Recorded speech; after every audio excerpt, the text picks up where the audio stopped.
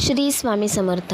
आयुष्य जगत असताना माणसाने मनमोकळेपणाने आनंदित जगले पाहिजे. आत्ताच्या क्षेत्रामध्ये किंवा आत्ताच्या जीवनामध्ये माणसाचं आयुष्य खूप दुःखाचं, चिंतेचं, कष्टाचं चाललेलं आहे. ते याच्यातून थोडाफार का होईना आपल्याला आपल्या मनासारखं जगता आलं पाहिजे.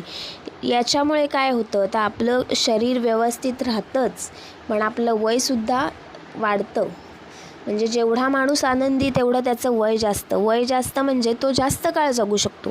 एखादा माणूस खूप टेन्शन घेतो आहे, त्याला खूप कशाच्या गोष्टीचं टेन्शन आहे, त्याला कष्ट करायचं आहे, त्याला कामाचं टेन्शन आहे, अशा व्यक्तींचं आयुष्य फार कमी असतं.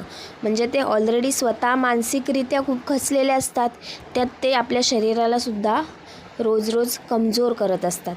तर कितीही दुःख असले, कितीही टेन्शन असलं, कितीही त्रास असला तरी तो सगळा विसरून माणसाने आनंदाने जीवन जगता आलं तर ते आयुष्य म्हणायचं. श्री स्वामी समर्थ.